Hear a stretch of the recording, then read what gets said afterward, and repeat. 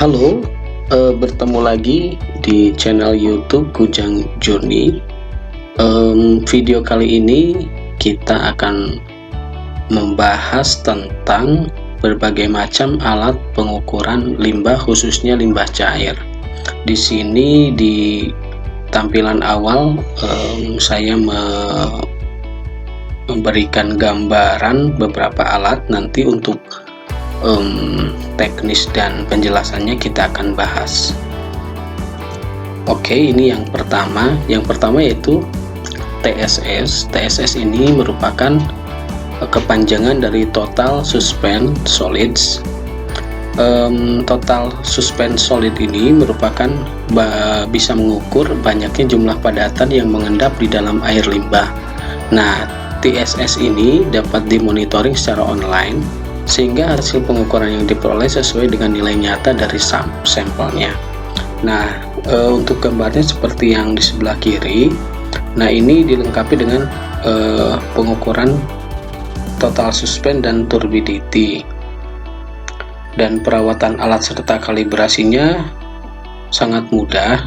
Dan alat ini merupakan alat yang tepat dalam pengukuran untuk total suspend solidnya. Lalu selanjutnya ada juga TDS, yaitu Total Dissolved Solid, yang ini bisa mengukur parameter yang menunjukkan banyaknya padatan yang terlarut di dalam air. Nah, parameter ini sebagai patokan dalam banyaknya jumlah koagulan yang harus ditambahkan dalam proses pengolahan limbah. Nah, ini elektroda konduktivitasnya, alatnya seperti ini. Lalu yang selanjutnya ada juga untuk mengukur turbidity atau kekeruhan. Untuk alatnya ini seperti gambar, yaitu Ultra True Plus SC. Nah, ini bisa mengukur derajat kekeruhan pada air yang terjadi dikarenakan adanya koloid yang berada di dalam air. Nah, beberapa industri itu hanya mengukur total padatan, namun pengukuran turbidity ini untuk melengkapi sistem agar mendapatkan kualitas air yang jernih pada akhirnya ya. Lalu ada juga untuk lumpur aktif. Untuk lumpur aktif ini bisa digunakan sebagai parameter jumlah atau kadar lumpur dalam sistem, dan ini juga sudah otomatis nilainya seperti gambar di sebelah kiri. Lalu ada lagi untuk mengukur kandungan oksigen di dalam air limbah. Parameternya itu bisa menggunakan elektroda DO menggunakan teknologi LDO no membran. Ini untuk mengukur oksigen terlarut atau dissolved oksigen. Selanjutnya ada juga COD, yaitu Chemical Oxygen Demand, yang merupakan jumlah oksigen yang dibutuhkan untuk mengoksidasi zat-zat organik yang ada dalam sampel air, atau banyaknya oksigen yang dibutuhkan untuk mengoksidasi zat-zat organik menjadi CO2 dan H2O. Nah, ini instrumen untuk menganalisa COD. Ada spektrofotometer, alat-alatnya seperti gambar di bawah ini. Lalu selanjutnya ada BOD, Biochemical Oxygen Demand. Nah, angka BOD ini merupakan jumlah oksigen yang dibutuhkan oleh bakteri untuk menguraikan atau mengoksidasikan hampir semua zat organis yang terlarut dan sebagai zat-zat organis yang tersuspensi dalam air. Nah, ini instrumen untuk menganalisa BOD ini ada BOD track dan inkubator BOD. Jadi alat-alatnya seperti ini ya, teman-teman.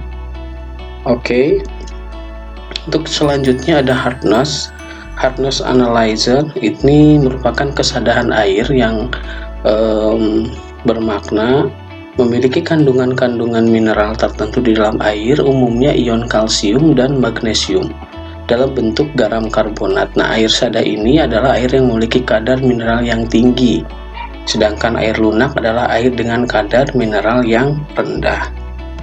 Nah, ini juga disinfektan ya, yang merupakan bahan kimia yang digunakan untuk mencegah terjadinya infeksi atau pencemaran oleh jasa draining atau obat untuk membasmi kuman dan penyakit.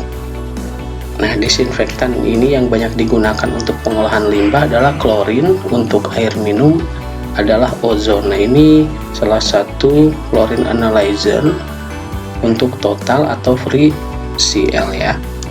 Nah, untuk mengukur pH itu tingkat derajat keasaman. Nah, besar kecilnya nilai pH pada suatu sampel digunakan sebagai parameter utama untuk mengetahui keadaan atau sifat baik buruknya sampel.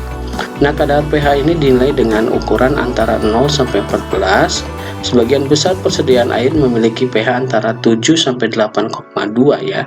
Namun beberapa air memiliki pH di bawah 6,5 atau di atas 9,5. Nah, ini elektroda pH untuk aplikasi generalnya seperti gambar di bawah ini ya teman-teman. Oke. Selanjutnya untuk proses koagulasi dan flokulasi yang merupakan salah satu cara pengolahan limbah cair untuk menghilangkan partikel-partikel yang terdapat di dalamnya. Nah, koagulasi ini diartikan sebagai proses kimia fisik dari pencampuran bahan koagulan ke dalam aliran limbah dan selanjutnya diaduk cepat dalam bentuk larutan tercampur. Sedangkan flokulasi adalah proses pembentukan flok pada pengadukan lambat untuk meningkatkan saling hubung antar partikel yang goyah sehingga meningkatkan penyatuannya.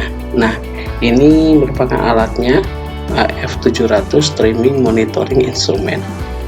Oke, selanjutnya ada nutrien atau nitrat, nitrit, dan fosfat. Nah, pengujian nutrien seperti nitrat, nitrit, atau fosfat ini tergantung dari jenis limbah yang dihasilkan oleh industri tersebut.